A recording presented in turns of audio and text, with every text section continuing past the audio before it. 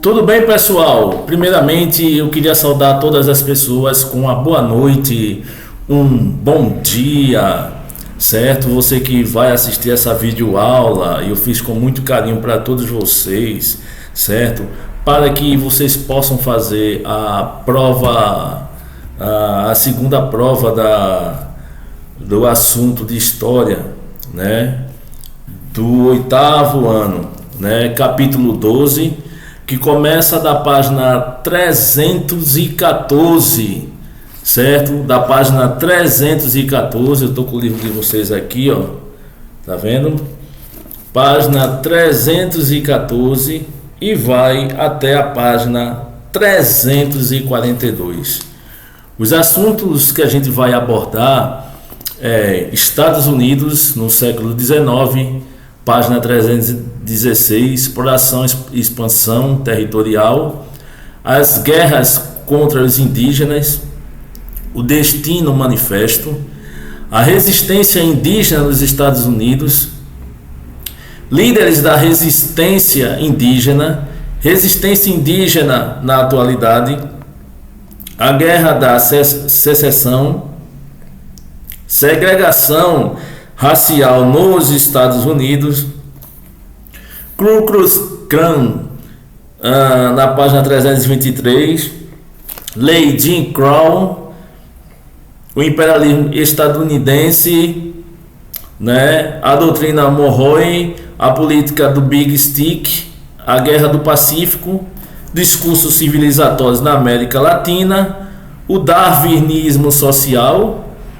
o domínio cultural sobre os indígenas do Brasil, a eugenia no Brasil, combate à eugenia na atualidade, 338, resistência indígena na América Latina, que vem os assuntos genocídio e desigualdade na página 342 e resistência e luta também na página 342. É no módulo 4, certo? No módulo 4, capítulo 12. Esse capítulo 12 é o que vai servir em especial para a nossa prova, tá certo? O imperialismo europeu já foi dado esse assunto, certo? Que vai da página 284 até 309. Encontra-se inclusive no meu canal no YouTube, Professor Rafael Nascimento. Então a gente vai falar sobre cada tópico aqui que eu elenquei e a gente vai explicar, certo? Nessa aula aqui, o módulo 4. Lembrando a todos vocês, a prova só vai ser com o capítulo 12, certo? Até porque o imperialismo europeu, o assunto já foi dado, já foi feito trabalhos, inclusive com o professor anterior, certo? Inclusive na prova recente tinha também questões referentes ao imperialismo europeu, tá entendendo? E agora a gente vai falar sobre Estados Unidos e América Latina. Tá bom? Vocês da oitava série e também do sétimo ano vai cair o mesmo assuntinho, certo? Vai cair o mesmo assunto e eu espero que vocês de fato estudem, certo? Esse vídeo vai estar disponível no meu canal no YouTube, Professor Rafael Nascimento. Lembrando a todos vocês a seguinte coisa, né? No módulo 3 já do terceiro ano, né? No módulo 3 a gente fez uma prova recente com o assunto ditadura civil militar, América Latina no século XX e descolonização e a questão do Oriente Médio. E no módulo 4 vai ser o assunto que já foi dado também em vídeo, mas a gente vai fazer a prova com esse assunto: o colapso do socialismo soviético, o fim da União Soviética, a nova ordem mundial, a abertura da democrática, Constituição Cidadã e Nova República. São os 4 assuntos. Apesar que a prova da gente do terceiro ano, certo? Ela foi feita também com a pincelada desses assuntos, mas se você pegar o livro de História do Ensino Médio, o módulo 3 é ditadura até descolonização em questão do Oriente Médio. E no módulo 4, o colapso do socialismo soviético, o fim da União Soviética, a nova ordem mundial, a abertura democrática e Constituição Cidadã e a nova república. Esses assuntos já foi dado também em vídeo aula, tá certo? Mas o módulo 4 vai ser, a segunda prova vai ser baseada no módulo, apenas módulo 4, para o terceiro ano, certo? De História, tá bom? E o sétimo e oitavo ano vai ser basicamente o mesmo assunto, Estados Unidos e América Latina, que a gente vai estar fazendo a explicação agora, nesse exato momento, e disponibilizando para vocês, depois de a gente passar essa videoaula em sala de aula, certo? E quarta-feira, amanhã, no caso, eu estou fazendo um dia antes, História, 2 aulas, sétimo ano também História, e no terceiro ano, 3 aulas de História. E basicamente o assunto do oitavo e do sétimo é o mesmo, que é Estados Unidos e América Latina, certo? E a gente vai estar fazendo essa videoaula agora para complementar com o assunto de imperialismo europeu, o assunto a qual já foi dado. Tá bom? Se vocês pegarem o livro do ensino médio, vocês vão ver que é basicamente esse assunto que está no livro de vocês. Tá bom? Gostei também, deixando aqui essa informação, eu gostei da prova que foi feita com 20 questões. Eu pensei que as pessoas realmente não iam se dar bem, mas eu fiz esse teste e fiquei com o coração feliz. Por quê? Porque os alunos foram muito bons na prova do terceiro ano, tá entendendo? As notas foram boas, né? As notas foram boas, as notas também do sétimo e do oitavo também estão boas. Isso me deixa feliz, pessoal, isso me deixa muito feliz, entendeu? A qual vocês estão absorvendo o assunto. E esse assunto, inclusive, que a gente vai falar agora, né, do módulo 4, caiu inclusive na prova do Enem, né? Queria deixar essas explicações. Caiu na prova do Enem. Lembrando, eu fiz uma videoaula, né? Eu não tive tempo de fazer uma videoaula de história, mas eu fiz de redação. E o assunto que eu disse que ia cair de redação, o tema, caiu, e a gente explicou lá todas as estruturas básicas e tudo mais, tá entendendo? Então eu tive que fazer esse vídeo, fiz essa videoaula, e eu espero de fato que vocês tenham feito uma boa redação, uma boa prova, certo? E a gente vai estar complementando agora. Lembrando, oitava série, sétima série, certo? Do ensino fundamental, finais, vai ser o mesmo assunto para a prova, Estados Unidos e América Latina, certo? A gente vai estar explicando agora.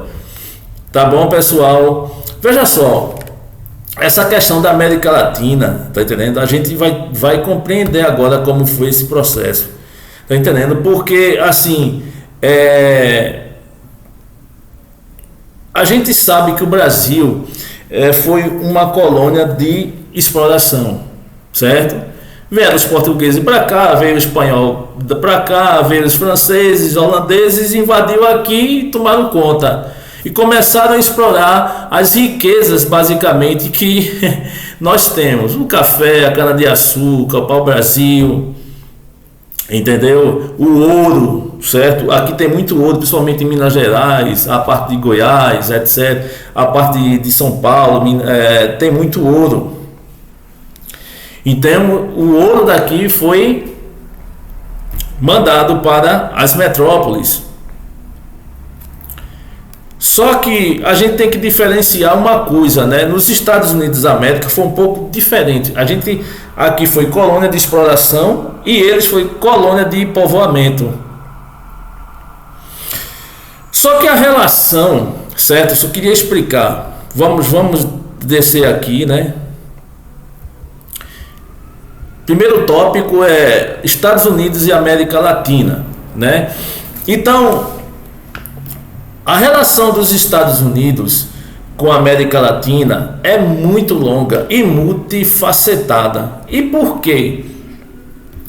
Ao mesmo tempo que existiram parcerias econômicas e também ao mesmo tempo disputa geopolítica e intervenção política, né? Também tiveram parcerias que trouxeram benefícios, inclusive mesmo os Estados Unidos querendo impor, né, a sua hegemonia como um país que detém um poder financeiro gigantesco, né?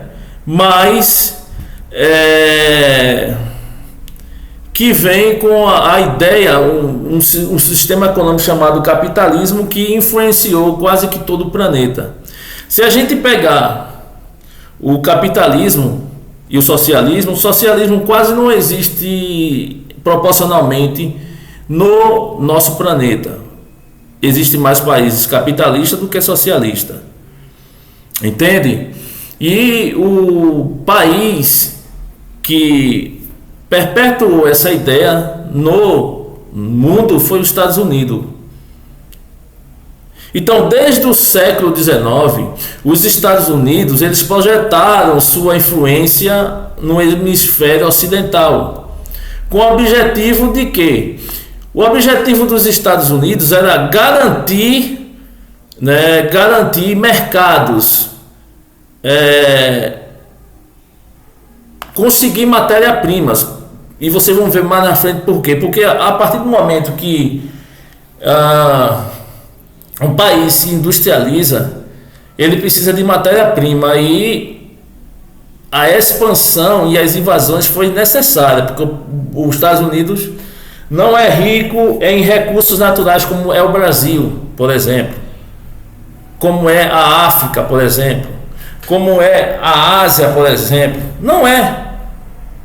Então, ao mesmo tempo que os Estados Unidos é rico em produto interno bruto, na questão bélica e no equilíbrio entre a população pobre, né, e a população rica americana, existe um equilíbrio, né?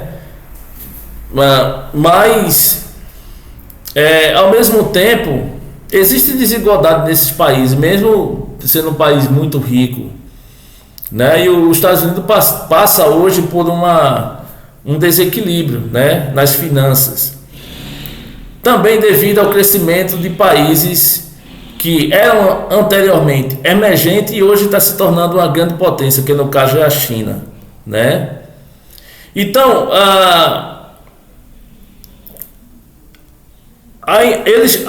os americanos eles projetaram a sua influência no hemisfério ocidental, com o objetivo de quê? O objetivo de garantir mercados, matéria-primas, segurança estratégicas.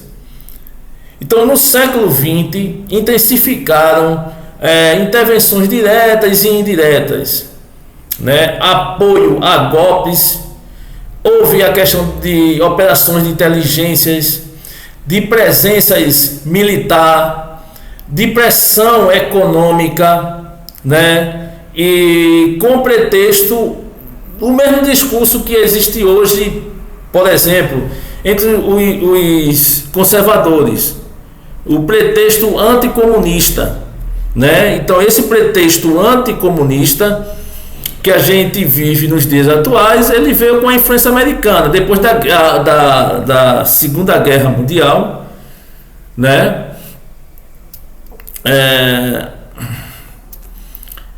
Com as ideias da pós-Guerra Fria, os americanos eles tentaram influenciar o mundo com o discurso anticomunista, entende? Então eles tentaram influenciou o Brasil, influenciou outros países, por exemplo, do Cone Sul ou da América do Sul, podemos dizer assim, e para que não viessem ideias comunistas, né, e que essas ideias que tivessem de existir dentro, por exemplo, da América do Sul, que fosse extirpada. Então, os americanos, pós-Guerra Fria, eles tentaram influenciar o mundo com as ideias anticomunistas, porque só assim eles conseguiriam, de fato, a hegemonia no planeta. E foi de fato o que aconteceu. Então, com o pretexto anticomunista, de estabilidade ou proteção de interesses, e culturalmente houve difusão de modelos políticos e culturais estadunidenses. ou seja, a questão da mídia, a questão do consumo americano, ao passo que o movimento latino-americano reagiu com nacionalismo, com projetos de integração social e regional e críticas ao neocolonialismo. Entendeu? E críticas ao neocolonialismo. Então, os Estados Unidos, por exemplo, no século XIX, foi um país que começou a ter a sua consolidação territorial. O século XIX foi definidor para os americanos. A consolidação territorial e institucional, ou seja, a Constituição com a questão do federalismo, a rápida industrialização do Norte, a economia escravista e agrária no Sul, a expansão, por exemplo, para o Oeste e a afirmação crescente no cenário internacional. Então, a jovem república, essa jovem república americana, ela passou de confederação continental a potência industrial. Viveu diversas tensões sobre a escravidão, que culminaram na Guerra de Secessão, que é conhecida na Guerra de Secessão, e desenvolveu ideologias, ou seja, destinos manifestos que legitimaram a expansão e a intervenção americana. Então, o século XIX, ele moldou as bases políticas e econômicas e raciais do povo americano, que teria implicações de longo prazo. Então, a expansão era o objetivo dos Estados Unidos, a expansão do seu território. Se você pega a nação americana logo nos primeiros momentos, é uma nação que não é tão grande, porque assim, se você comparar o Brasil com os Estados Unidos ele é um pouco maior. Mas por quê? Porque ele começou a ter uma política de expansão. Essa política de expansão territorial americana comprou alguns países, que anexou a nação americana, e a gente vai falar sobre isso. Então, fez com que os Estados Unidos se tornasse um país em questões territoriais gigantesco. É um dos países em território, um dos países maiores do mundo, né? Tem a Rússia, tem o Brasil, tem os Estados Unidos, que são países grandes. Então, a exploração territorial estadunidense envolve, por exemplo, a questão da compra e também da anexações, podemos dizer assim, que é guerra e pressão diplomática. A compra da Louisiana, que fazia parte da França, os Estados Unidos vai lá e compra. A anexação do Texas, porque houve também guerra com o México, e nessa guerra os Estados Unidos ganhou e pega parte do território mexicano, que era o Texas, e anexa aos Estados Unidos. Então, o Texas era do México e se torna dos Estados Unidos em 1846 a 1848. A Louisiana foi anexada, né, foi comprada de fato e anexada aos Estados Unidos em 1803 e o Texas em 1845, e que resultou na seção do Sudoeste e a conquista do Oeste, né, a conquista do Oeste e políticas públicas. Essa expansão foi acompanhada por política de remover populações, por exemplo, indígenas, né? Eu vou dar um exemplo prático. Aqui no Brasil, quando os portugueses vieram para cá, né, eles fizeram dos índios escravos. Concorda comigo? Deixa eu ajeitar aqui. Eles fizeram dos índios escravos, certo? Mas nos Estados Unidos foi um pouco diferente, né? Foi um pouco diferente. Eles queriam remover a população indígena do seu território. E eles criaram política para isso, para remover populações indígenas, a questão da concessão de terra a colonos e criação de infraestrutura que integraram territórios ao mercado nacional, frequentemente por questão de violência e expropriação, invasão na cara dura, né? Então a expansão do território americano foi por meio de uma invasão mesmo, na cara dura, entende? E aí eles expandiram o seu território, que até então não era era um território que tinha um tamanho bom, mas não tinha um tamanho como se tem hoje, né? Foi feito a expansão do seu território, né? No tópico 3, que vocês estão vendo aqui, né? Aqui, ó, tópico 3.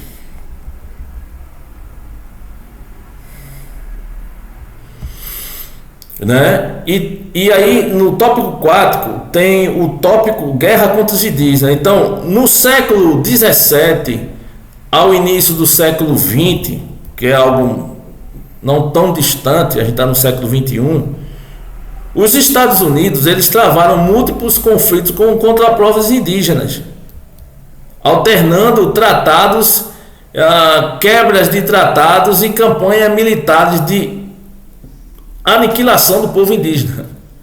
Enquanto o português chegava aqui e tentava escravizar, mas não tinha essa política de aniquilação, o americano foi diferente. Eles começaram a fazer campanhas militares de aniquilação do povo indígena, né? Por exemplo, um exemplo disso representativo dessa campanha de aniquilação foi os confrontos da Grande Planície. O massacre de Sandy Creek, em 1864, a resistência de Sioux e Cheyenne, a Batalha de Little Bighorn, 1876, as estratégias estaduais, por exemplo, e federais combinavam forças militares, políticas de reservas, remoção forçada e assimilação cultural. As guerras resultaram em enorme mortalidade indígena, perda de territórios tradicionais e destruição do modo de vida do próprio indígena. Então, os Estados Unidos nunca foi um país de consenso. Entende? Os Estados Unidos, desde o seu início, foi um país de expansão e aniquilação, certo? Principalmente contra o povo indígena. Aqui foi feito de escravo e lá foram feitos de grupos que deveriam ser aniquilados. Tá dando para entender? Então é bem complicado, né? A questão da expansão americana. Então, no material de vocês, deixa eu ver aqui.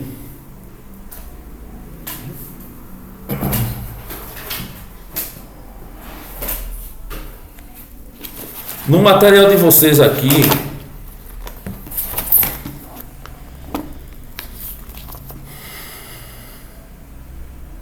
fala sobre, na página 317, fala o Destino Manifesto. O que seria isso? O Destino Manifesto, pessoal, né?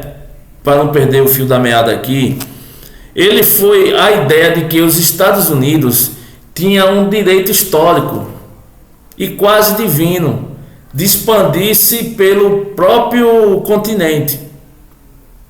Então, começou a existir nos Estados Unidos um sentimento que a gente também presenciou aqui no Brasil, que é o nacionalismo, o missionarismo protestante e racismo, que justificou politicamente a expansão territorial, a remoção de indígenas e a guerra com o México. Politicamente eficaz, o argumento mobilizou apoio público e legislativo às políticas expansionistas do período. Então, o que os Estados Unidos fez com esse Manifesto Destino, o Destino Manifesto, ou Manifest Destiny, que na língua inglesa? Eles tentaram, por meio do nacionalismo, expandir cada vez mais o seu território. E aí começou a utilizar passagens bíblicas para potencializar isso. Eles começaram em cima dessas passagens bíblicas erroneamente interpretadas, a expandir a ideia do racismo ao povo de pele escura ou negro, né? E aí, em cima dessas ideologias, eles começaram a justificar a política que até então eles estavam fazendo, a política de expansão territorial, e junto com isso a questão da remoção dos indígenas e guerra com o próprio México, que no México o que mais existia eram indígenas. Então, como eles queriam expandir, e anexou o Texas, inclusive, que era do México, e o Texas era composto de grande maioria de indígenas, e essa guerra eles terminaram ganhando, mas todavia, está entendendo, foi uma guerra que trouxe prejuízo para o cidadão americano, né? Então foi isso. Por isso que eu digo, a questão ideológica sempre foi muito forte no povo americano, né? A questão do nacionalismo que a gente vê no Brasil hoje tem muita influência americana, de pertencimento, né? A questão, por exemplo, da propagação das ideias missionárias protestantes também foi muito forte nos Estados Unidos, para justificar a expansão territorial de uma forma ilícita, mas que por meio desses discursos e dessas narrativas tentaram convencer a população da época. No tópico 6, a resistência indígena nos Estados Unidos. Bom, a resistência indígena foi uma situação que foi muito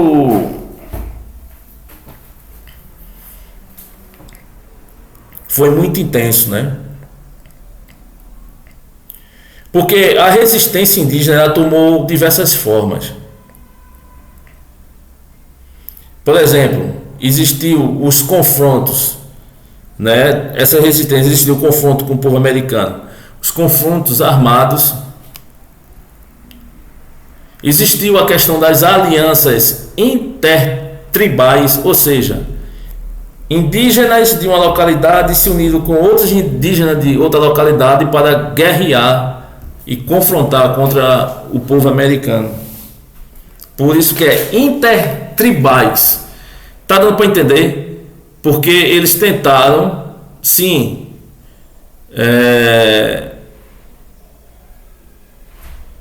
galgar grupos, né, que tivesse a indiferença com grupos tribais, é evidente, grupos tribais que tivessem diferença contra os americanos, para rebater a sua expansão, para que eles não perdessem esse território, né? Movimentos também espirituais como o Ghost Dance surgiram. Então, negociações e estratégias legais no sistema americano moderno.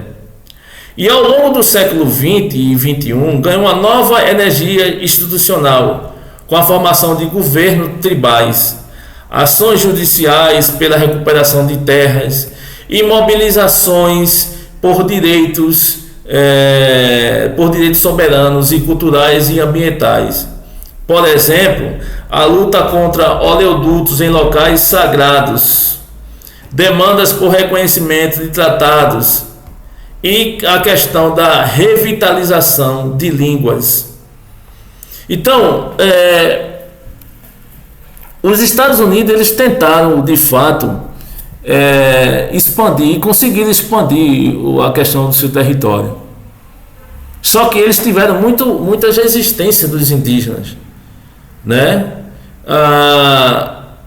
Porque não é só a questão da expansão, é que os indígenas eles começaram a perder a identidade, a cultura, a tradição que eles já possuíam.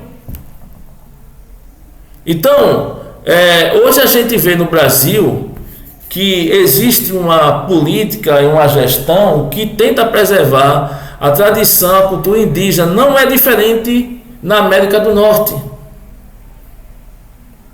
Repetindo, não é diferente na América do Norte. Na América do Sul é isso, é dessa forma. Não é diferente na América do Norte. Entende? Então, digamos, ações judiciais pela recuperação de terra, mobilizações por direitos, né, soberanos, culturais e ambientais, que dava vida ao povo indígena, foi uma questão de acirramento entre o povo mais nômade, que é o indígena, e o americano, certo? Que queria expandir a sua capacidade territorial, né? E também os indígenas não queriam perder de fato a sua língua, porque, por exemplo, a gente aqui no Brasil, a gente fala tem a língua portuguesa, mas a língua de fato é a Tupi-Guarani, porque é a língua dos nativos, que é os índios. Na América do Norte não é diferente, existia uma língua à parte do que é o inglês, que são dialetos.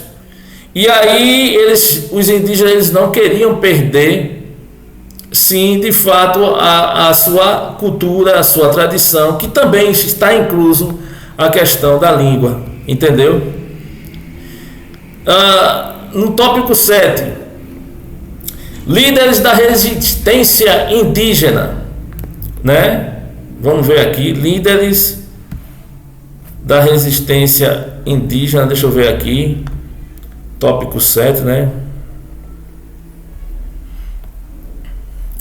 Várias lideranças, né, aparecem como referência histórica, né? Tecumseh e seu irmão Tek-Atuá,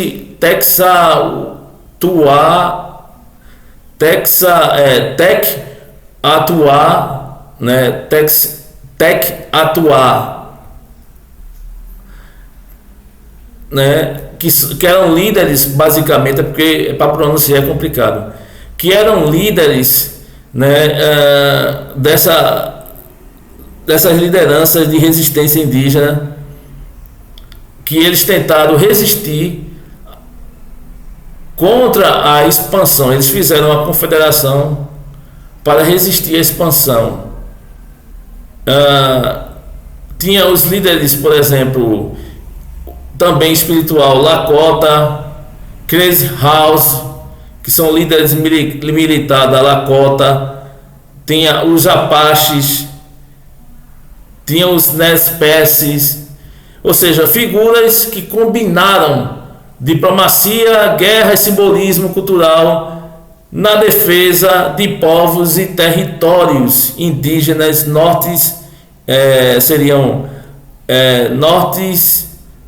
indígenas da América do Norte, né? Indígenas da América do Norte. E então surgiu alguns líderes, né?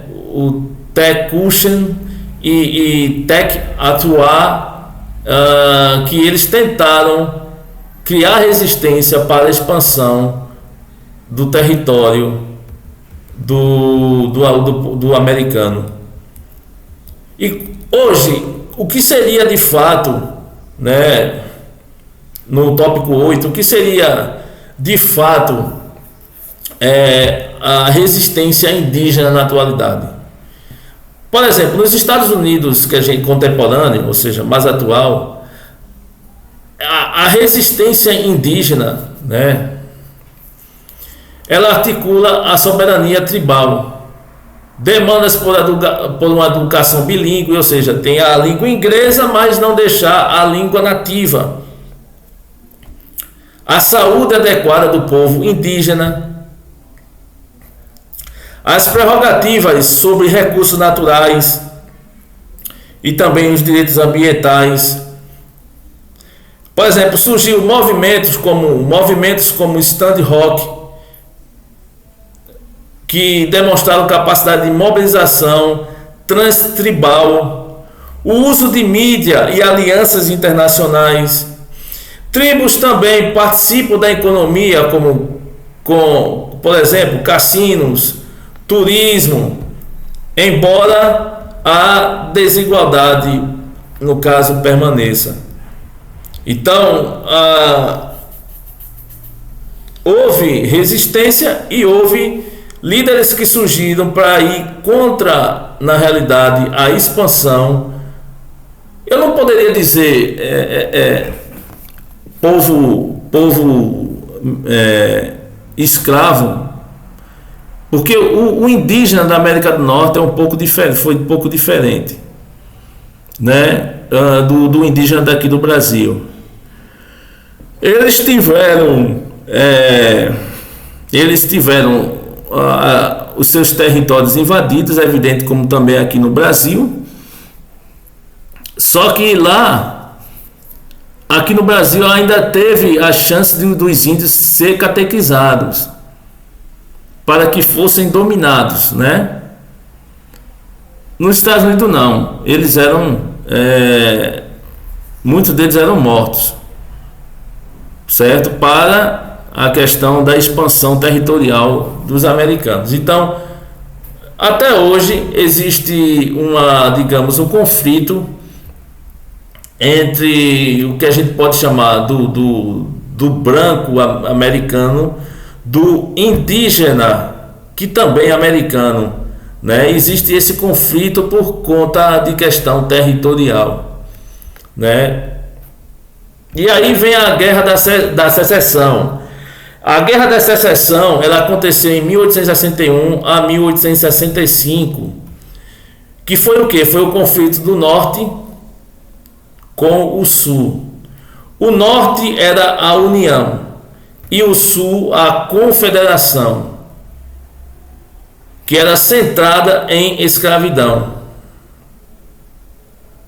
interesses econômicos e direitos dos estados.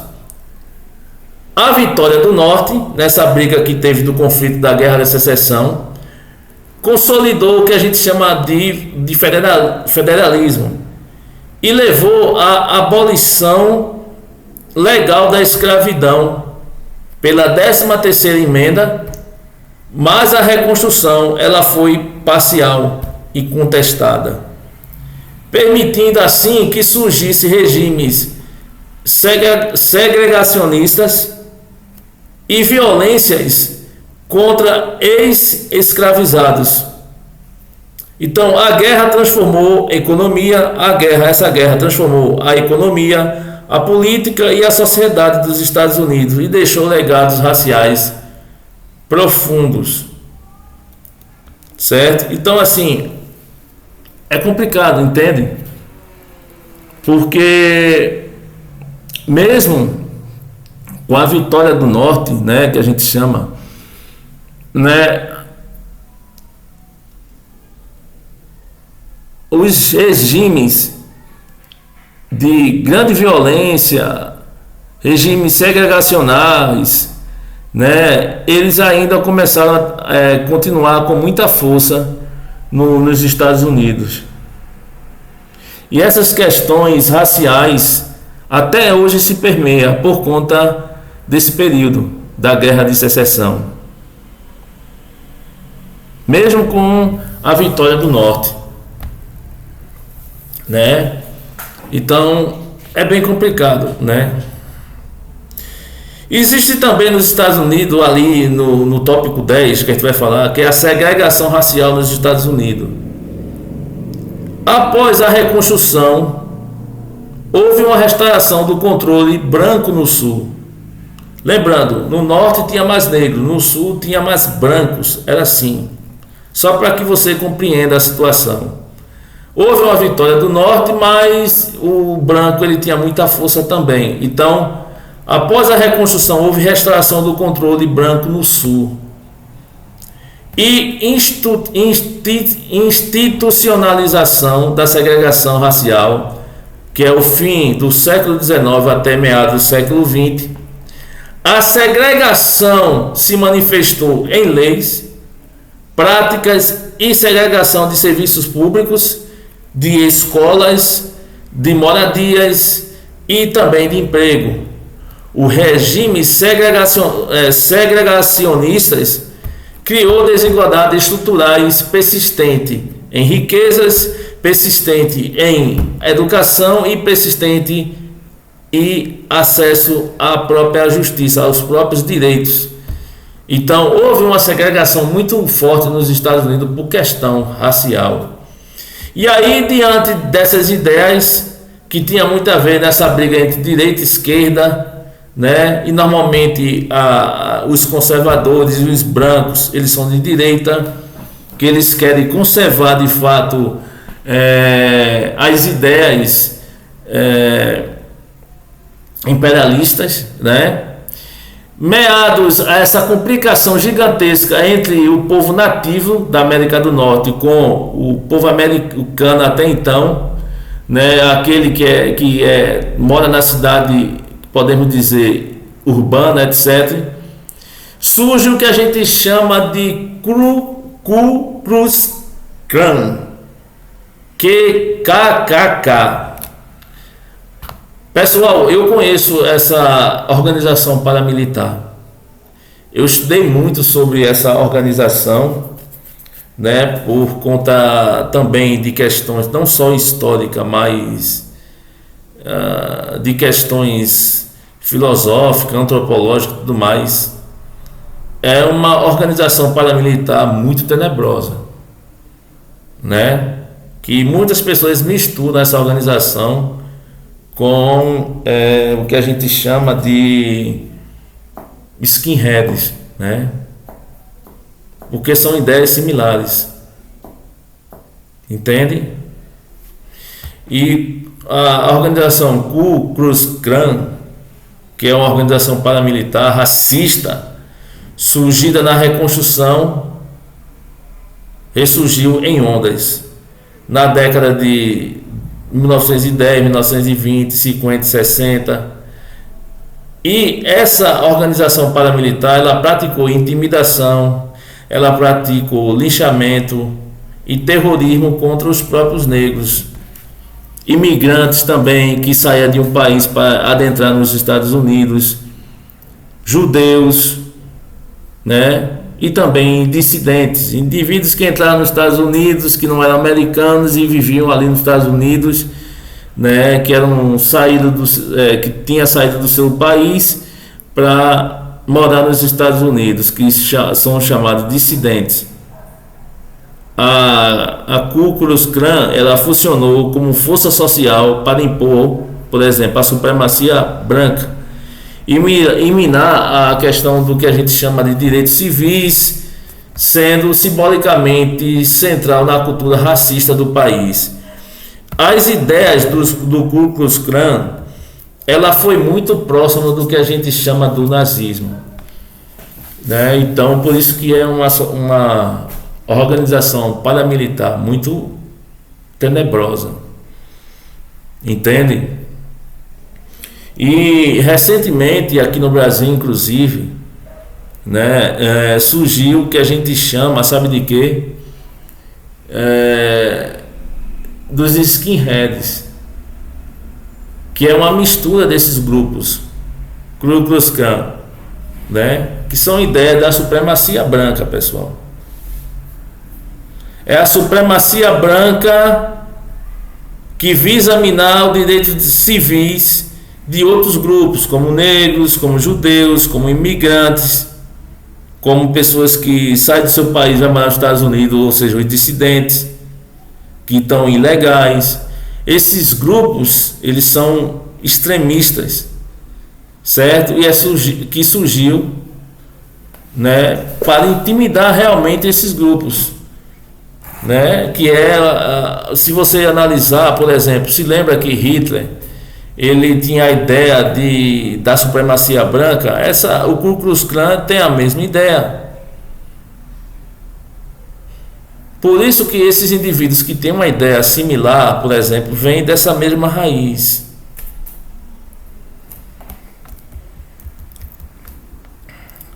Que é o tópico 11, né? Vamos ver aqui, tópico 12, Lei Jim Crow. O que seria a Lei Jim Crow, né? Deixa eu ver aqui. A Lei Jim Crow é como é assim conhecida, viu, pessoal? A Lei Jim Crow é o conjunto de leis estaduais e práticas que implementaram segregação racial e restrição dos direitos afrodescendentes no Sul. Porque o Sul era composto de indivíduos da supremacia branca e o Norte normalmente eram negros, normalmente eram imigrantes, normalmente eram indivíduos que eles tinham essa miscigenação. No Sul era a maioria branca, a supremacia branca, as ideias nazistas, as ideias da organização paramilitar Ku Klux Klan, essas ideias da supremacia do branco em cima do negro, do homossexual, do judeu, do indivíduo que é dissidente, que sai do seu país e vai morar nos Estados Unidos. Ou seja, eles matavam constantemente esses grupos ou violentavam. Era assim. Então, o que seria a Lei Jim Crow? A Lei Jim Crow são leis estaduais e práticas que implementaram segregação racial e restrição de direitos afrodescendentes no Sul, porque o Sul era comandado por brancos. Instrumento de intimidação, que seria o voto, os impostos eleitorais e a questão da separatista, que branco não pode se misturar com negro. E isso nos Estados Unidos foi muito forte, pessoal, né? Isso já vem da raiz americana. Desde o período da expansão, essa expansão do povo americano foi feito por brancos. Os Estados Unidos, em primeiro momento, foi colônia dos ingleses. É um povo branco. Tá dando para entender?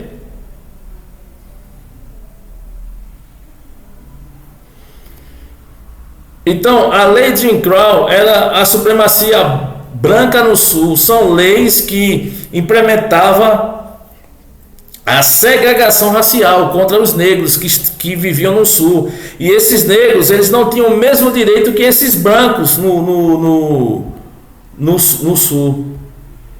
Eram tirados esses direitos dos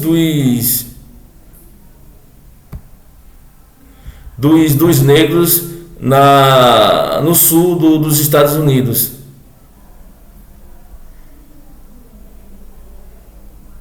Entenda a questão?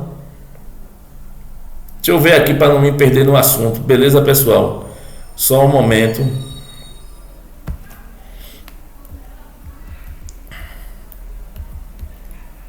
Aí a gente agora vai para o que a gente chama de imperialismo estadunidense, né? Isso que é o tópico 13.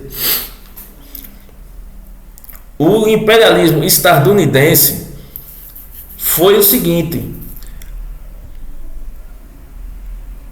a virada imperialista, ele aparece no final do século XIX, com intervenções fora do continente.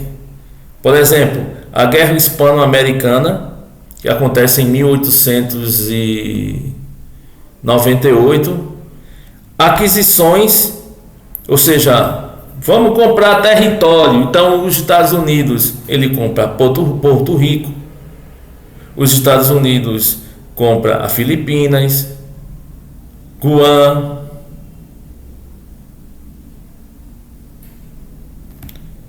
Ele também coloca a sua política de influenciar outros países contra o comunismo. Você já sabe dessa ideia todinha americana, as ideias do anticomunismo na América Latina, né? Como por exemplo no Panamá, nas repúblicas bananeiras. Então o imperialismo do povo americano, o imperialismo do estadunidense, combinou primeiro interesses comerciais, interesses estratégicos, na questão principalmente da navegação, que era o ponto-chave, e interesses ideológicos,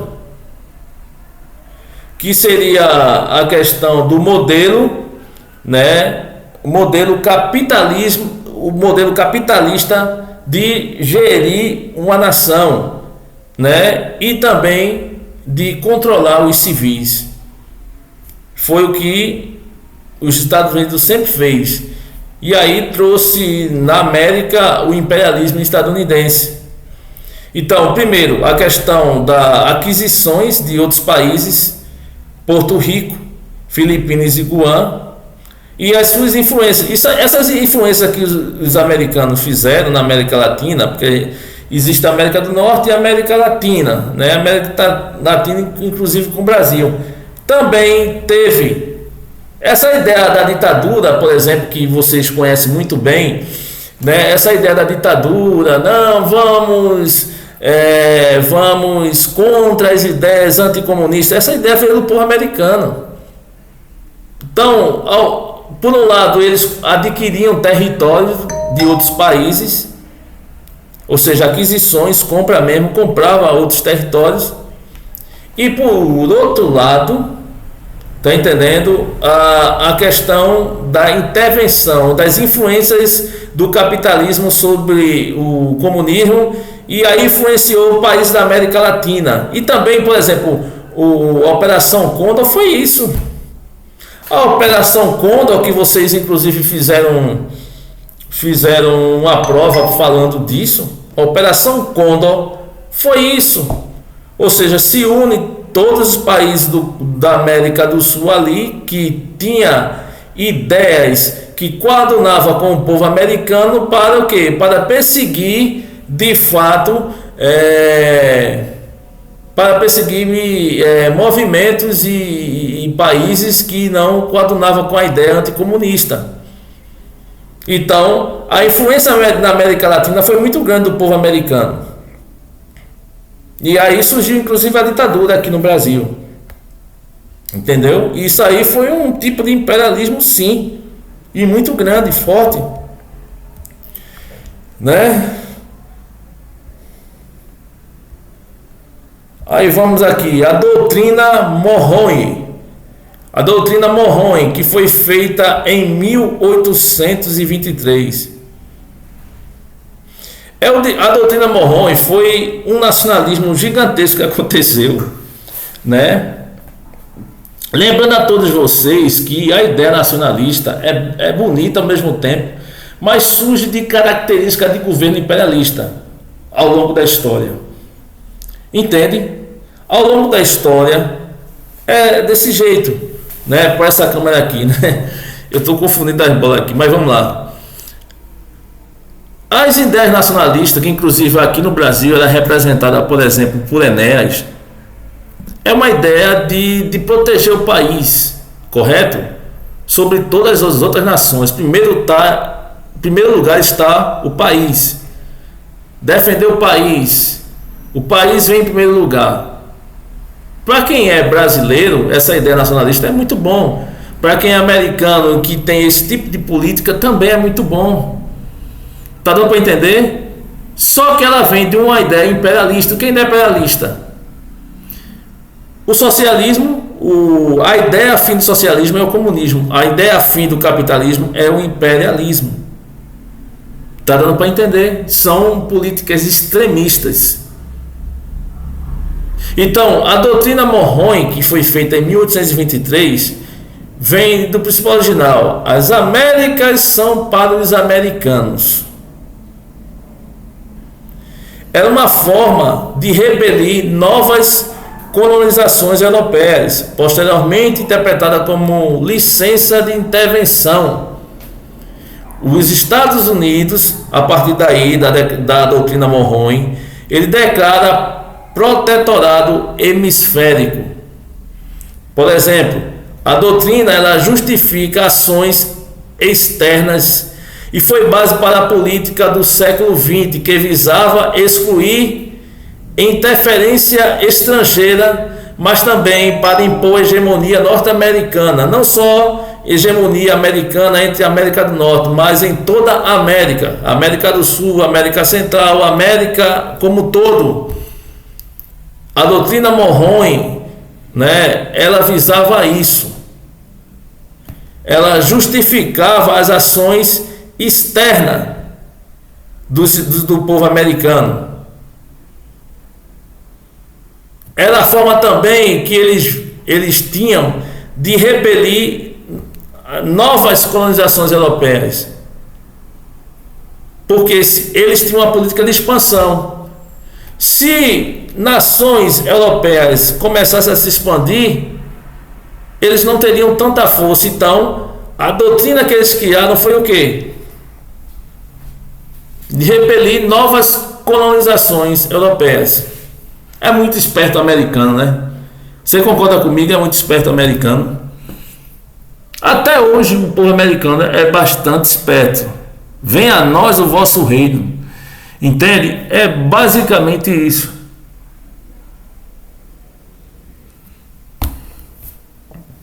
E aí, com essa doutrina, eles poderiam justificar ações externas, ou seja, sua interferência em outros países. E até hoje acontece isso. Você vê hoje no governo Trump, ele tenta tirar, por exemplo, a hegemonia de outros países. Foi basicamente isso. A doutrina Monroe, ela visava isso. Justificar ações externas. Ela foi base para a política do século XX. E eu diria mais ainda, ela foi feita lá em 1823, mas serve até os dias atuais a sua ideia. Porque com essa doutrina e essa inspiração, podemos dizer assim, que o povo, que o governo americano acha que tem direito sobre todas as outras nações, mesmo sendo essas nações soberanas. Entende? É basicamente isso, né? A doutrina Monroe. A política do Big Stick. O que seria a doutrina do Big Stick? Ela está no tópico 15. Essa frase Big Stick, ela foi formulada por Theodore Roosevelt, né? Por Theodore Roosevelt. Fale suavemente e carregue um grande porrete. A diplomacia acompanhada de força militar e ameaças, por exemplo, os Estados Unidos eles começaram a fazer intervenção no Panamá, nas práticas, também intervenção nas práticas na Nicarágua. Ou seja, os Estados Unidos ele começou a consolidar a tendência de intervir e criar ressentimentos regionais. É onde os Estados Unidos ele cria a política Big Stick, porque ele começa a intervir, ou seja, tentar de fato meter o seu bedelho, podemos dizer assim, nas nações alheias e intervir como se os americanos fossem dono desses países. E de fato houve a compra, né? Vocês sabem disso, né? né, houve o que a política expansionista americana fez com que, de fato, o governo americano ele começasse a intervir nesses países. Quando ele não gostava de alguma coisa, ele chegava lá e intervia e ditava as regras. Então, aconteceu isso no Panamá e na Nicarágua. E aí começou a surgir um monte de ressentimentos regionais por conta dessa política Big Stick americana. Entendeu? Infelizmente. Vamos agora para o 16. Né? No 16, que é a Guerra do Pacífico. A Guerra do Pacífico, ela teve um contexto aqui latino-americano. Eu vou explicar para vocês. Foi um conflito entre Chile, Peru e Bolívia, em 1879 a 1884, pela supremacia sobre recursos, que a gente chama de salitre. Embora não seja conflito envolvendo os Estados Unidos diretamente, a guerra, né, do Pacífico ilustra como recursos naturais geraram disputas regionais que atraíram capital estrangeiro e mudaram equilíbrios de poder, abrindo espaço para interesses externos. E como assim, Rafael? Vocês observaram a Big Stick, né? Os Estados Unidos chegavam lá e começavam a intervir nesses países como Panamá. A Guerra do Pacífico aconteceu com os países que você vê daqui da América do Sul. Observa. Por quê? O Chile ele tem muita influência dos Estados Unidos, o Peru e a Bolívia em certo momento também. Eles serviram como se fosse uma questão de colônia, certo? Ou seja, eu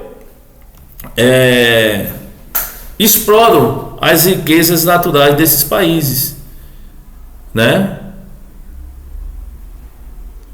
E esses países que traz esses recursos naturais, eu também vendo os meus produtos para esses países. E também com a política Big Stick também começo a meter o bedelho nesses países. Só que esses países, né, nesses três específicos, começou a ter uma guerra, porque são vizinhos, né? Faz fronteiras. Começaram a ter uma guerra entre eles por conta dessa relação com os Estados Unidos. Entende? E aí essa guerra, né, não teve o envolvimento do povo americano diretamente, mas essa guerra de comercializar com os Estados Unidos, ela geraram disputas regionais. E aí, por conta disso, atraiu o capital estrangeiro para esses países. Está dando para entender? Então, os Estados Unidos, até então, sempre meteu o bedelho, sempre, desde o início do seu surgimento, ele sempre meteu o bedelho no países, de outros países, inclusive na supremacia desses outros países. A gente vê isso agora, meu amigo, com Trump, querendo mandar no mundo, inclusive querendo ditar regra aqui no Brasil. Por quê? Porque o Trump é extrema direita, que é de fato o que representa a linha sul americana do passado, onde tinha a Ku Klux Klan, onde tinham skinheads, ideias nazistas. Era o Cone Sul. Entende como isso é bem complicado? Mas vamos continuar, né? A questão do discurso civilizatório na América Latina. Veja só, nos Estados Unidos há uma divisão por questão racial mesmo, velho. Tem estado lá nos Estados Unidos que não entra negro, não. Não entra nem a pau. Porque tem a parte do norte e a parte do sul. É como uma divisão dentro do próprio país. Entende? Então essas elites que é do sul, e também a americana, que também faz parte do sul, né? Elites latino-americanas e potências coloniais, elas usaram o discurso civilização na América Latina, foi isso.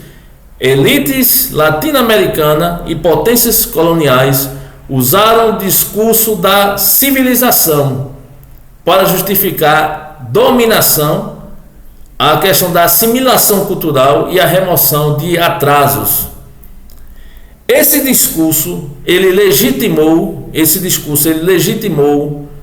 políticas de educação, políticas de higienização social, política de expropriação de terras indígenas e políticas afrodescendentes, associando modernidade à ocidentalização e inferiorizando tradições locais, inclusive tradições afrodescendentes.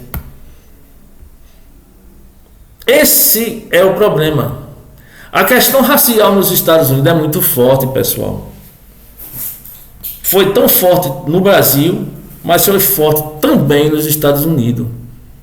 O país foi dividido em dois eixos: o do povo negro e do povo branco. O povo negro não entrava nas terras do povo do branco, não, que eram as melhores terras americanas.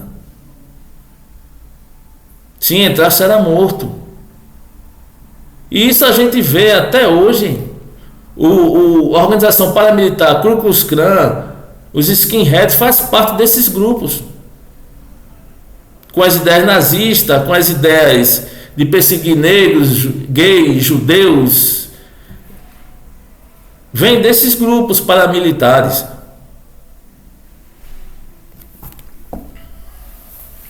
Então, no Brasil, os indígenas eles foram feitos de escravos, depois catequizados. Os negros foram feitos de escravos e alforriados. Nos Estados Unidos, eles eram mortos, os indígenas. E os afrodescendentes também. Entende? Por quê? Porque lá existia a questão segregacional desde a sua origem.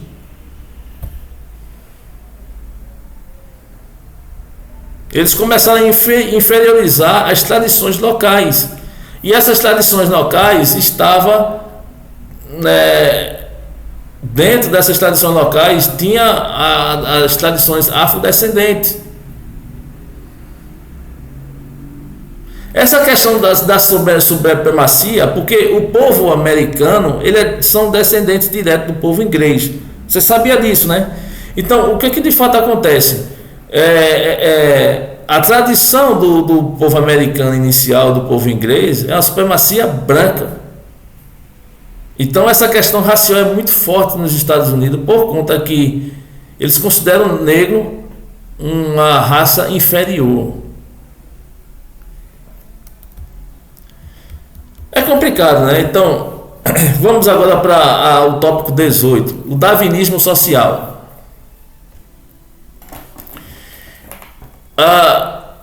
Por que é chamado assim? Porque foi uma ideologia derivada, mais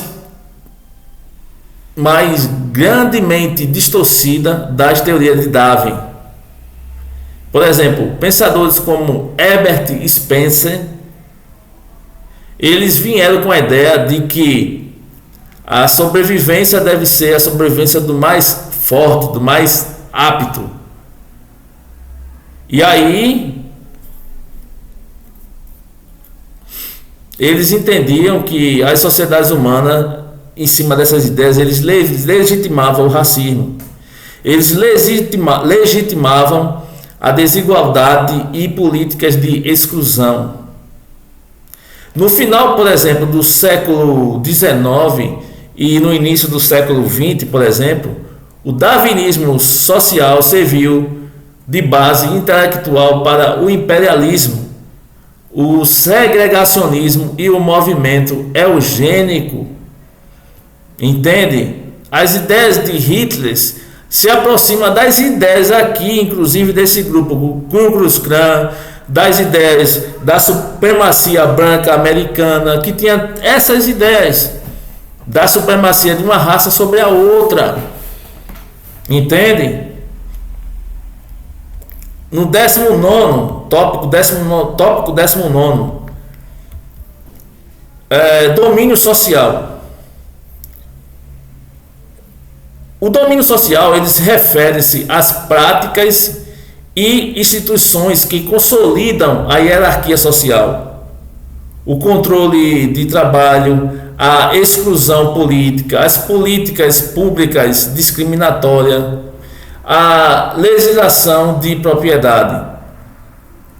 Por exemplo, no caso das populações indígenas que foram mortas, né, logo no primeiro momento da nação americana, e também os afrodescendentes, né, os negros,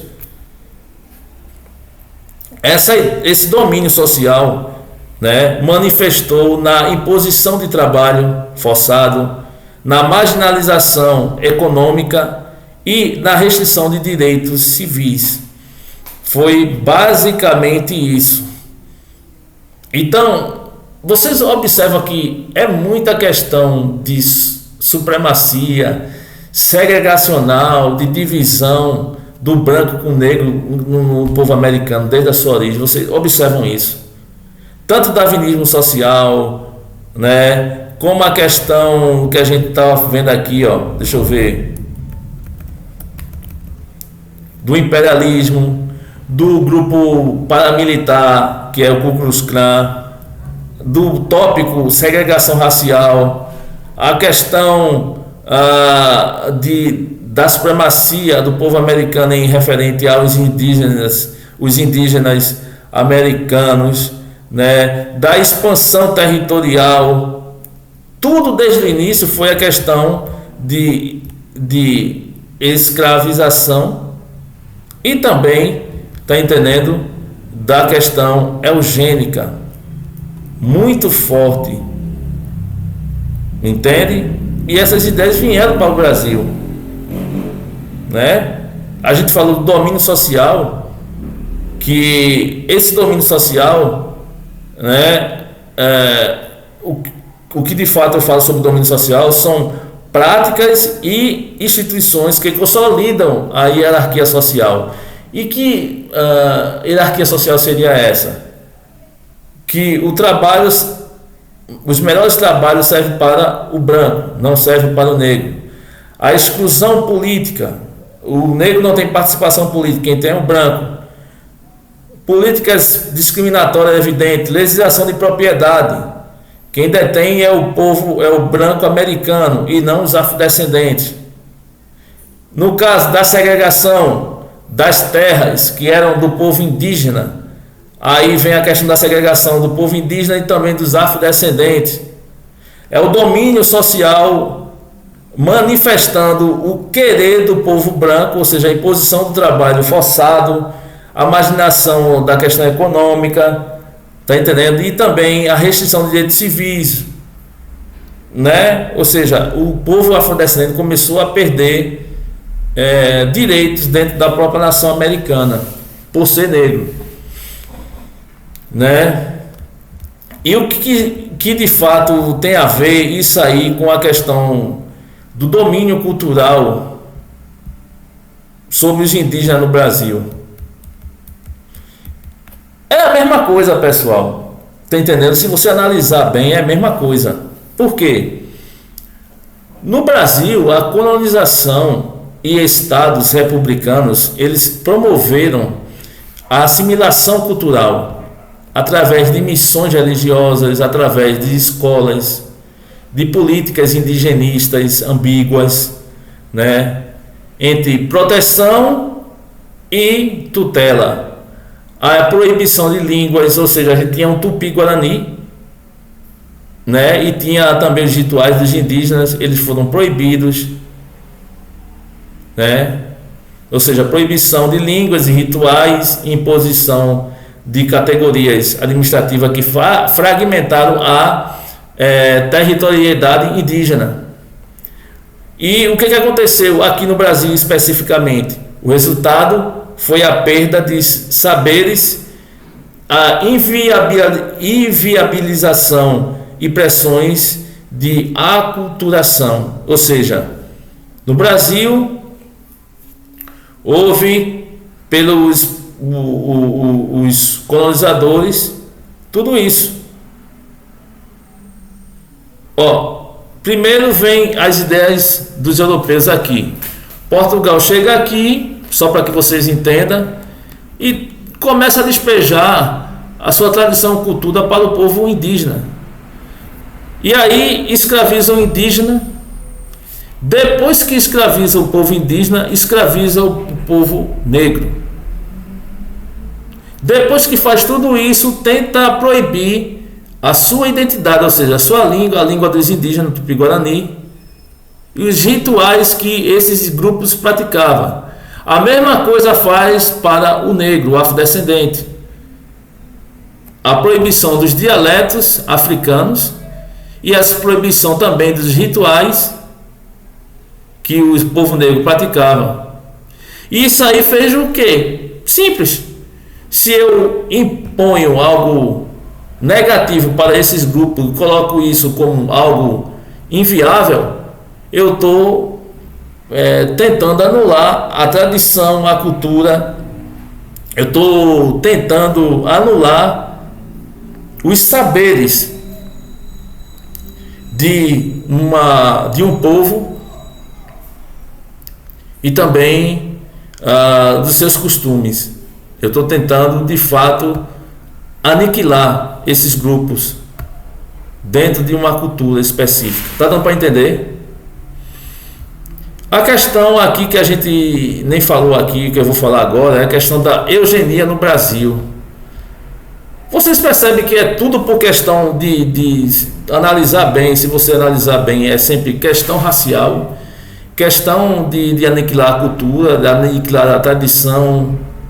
Observa, e tem muito, a gente tem uma influência gigantesca do americano. O americano influenciou os militares, né, contra as ideias anticomunistas. Os americanos tentaram influenciar aqui, inclusive, que a gente vai falar agora, na eugenia do nosso país, embranquecer a população. Porque o Brasil é um país de supremacia branca e que os negros não advêm daqui, sim da África, vieram para cá e fizeram essa miscigenação. Mas o brasileiro de fato não é negro, é branco. Então essas ideias eugênicas vieram para o Brasil. E vieram da onde? Vieram dos Estados Unidos. Que as ideias, por exemplo, de Hitler era muito da supremacia do branco sobre de uma raça, a questão racial de uma raça sobre a outra, a questão da cor da pele também nos Estados Unidos é muito forte, a supremacia racial é muito forte. Então observe aqui, tem dedo sempre da Europa ou simplesmente do americano. Observe direitinho. Então, no final do século XIX e no início do século XX, por exemplo, correntes eugênicas influenciaram cientistas, influenciaram médicos, influenciaram políticos, sobretudo as elites, que eram tudo branco, as elites urbanas, né? Elas defenderam políticas de melhoria racial. O negro é negro porque é inferior ao branco. Então vamos melhorar a raça da população, ou seja, vão embranquecer a população. Então vamos fazer, como é que a gente faz isso? Vamos controlar a imigração, vamos fazer uma higienização social, vamos fazer a esterilização em outros contextos. E era mobilizada em nome da saúde pública e do progresso. Embora, se você observar, jamais tenha sido uniformemente instituída em alguns, por exemplo, em alguns países europeus. Ela não foi também instituída em outros países ali das proximidades europeias, da Ásia, por exemplo. Essas ideias eugênicas influenciaram práticas discriminatórias e políticas, inclusive de saúde. Muito forte. Essas práticas eugênicas que aconteceu, certo? No Brasil. E 22, tópico 22, combate à eugenia na atualidade, do que a gente vive aqui, nesse exato momento.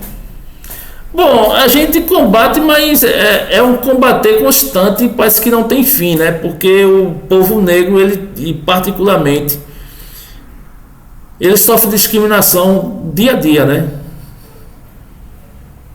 Constantemente. Então, é complicado. O repúdio, por exemplo, contemporâneo à eugenia é muito amplo. Por exemplo, códigos bioéticos, direitos humanos, que você observa, campanha de direitos humanos, a própria legislação internacional, por exemplo, os princípios de Nuremberg, convenções dos direitos humanos, movimentos sociais que defendem a diversidade e também a inclusão, a ciência contemporânea enfatiza ética na genética, direitos reprodutivos e proteção contra políticas discriminatórias. E esses debates sobre a questão da edição genética, de clonagem e de reprodução assistida são regulados com foco em proteção e dignidade humana e não na questão racial. Mesmo assim, essas políticas ainda são inferiores referente à questão dessa equidade que deve existir nas relações interpessoais e também na sociedade moderna. É complicado. A questão da resistência indígena na América Latina, que é o último tópico.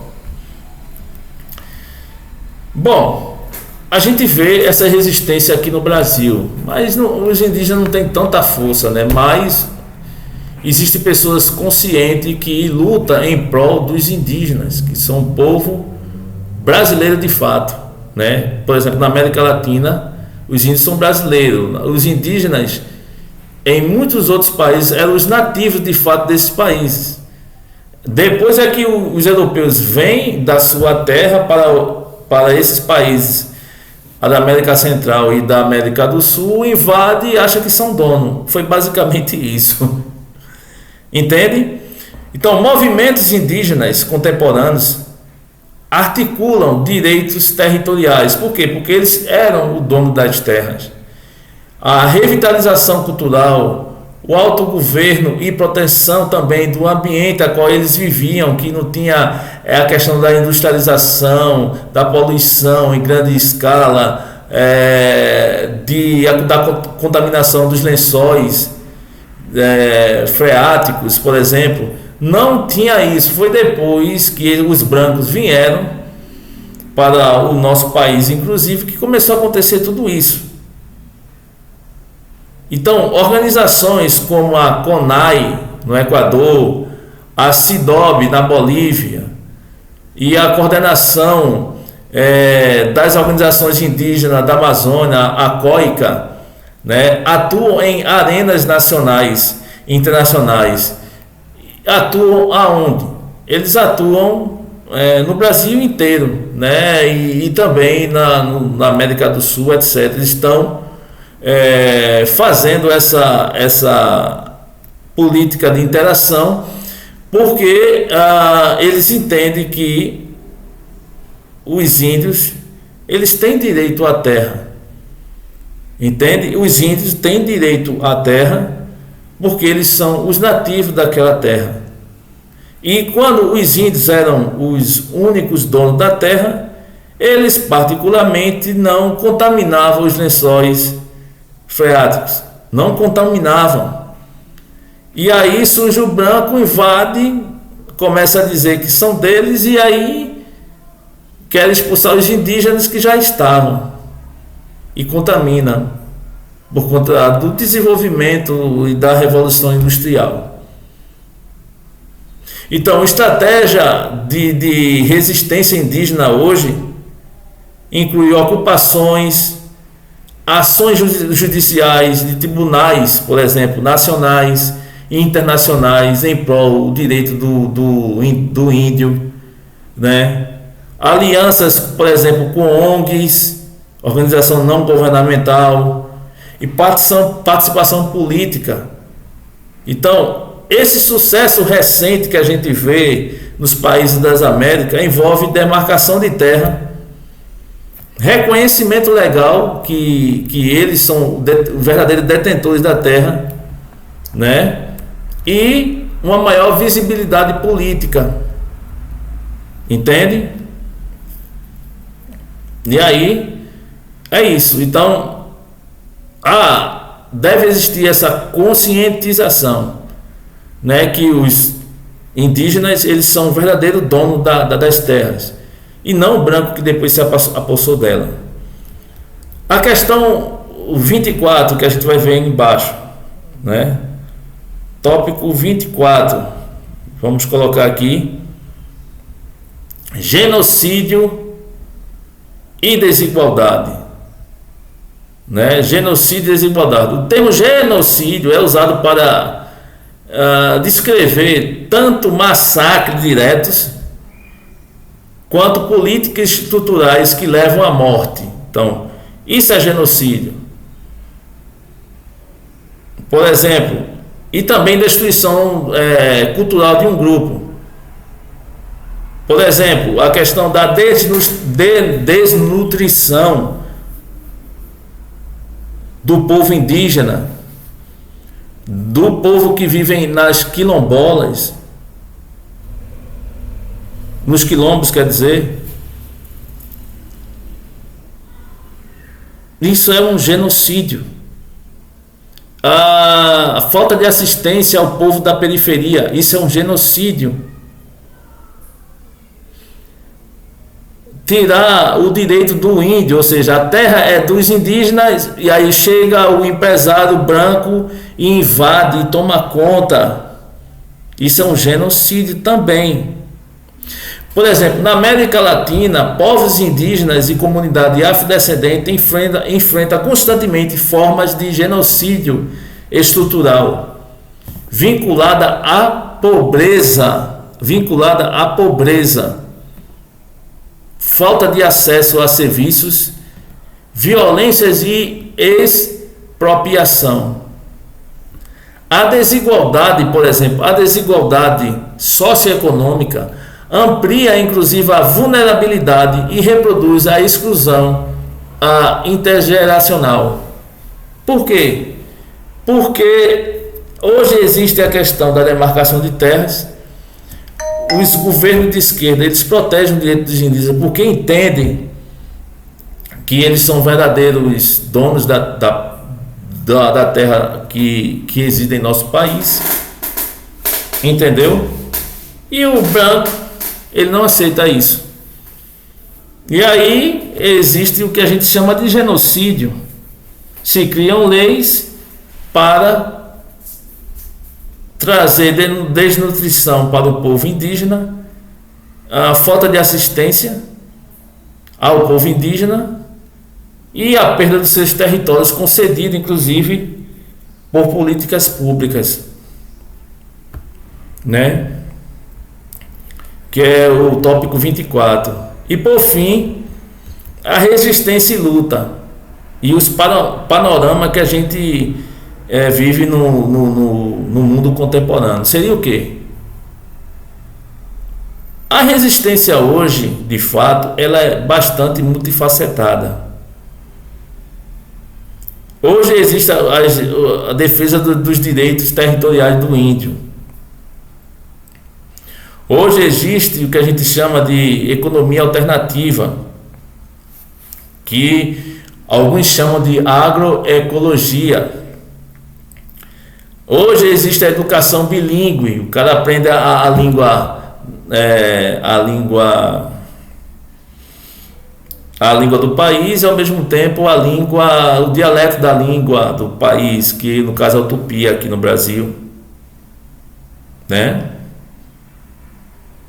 A intercultural, ou seja, o sincretismo, a interação entre culturas diferentes, a justiça transicional, a busca por reconhecimento da importância de um grupo e sua influência em costume e tradição para o país, a reparação que muitas vezes é feita por questões históricas, por exemplo, a reparação que é feita com os negros por conta do período da escravidão, o ativismo ambiental que é contra a mineração e o desmatamento que existe nos dias atuais, a participação política e a visibilidade cultural. Hoje você vê muitos movimentos indígenas, por exemplo, né, e sociais, têm obtido vitórias parciais, ou seja, concedido titulação de terra ao povo indígena, existem políticas públicas em prol do povo indígena, só que ao mesmo tempo eles enfrentam retrocessos políticos, violência, o que a gente chama de grileiros, e pressões econômicas.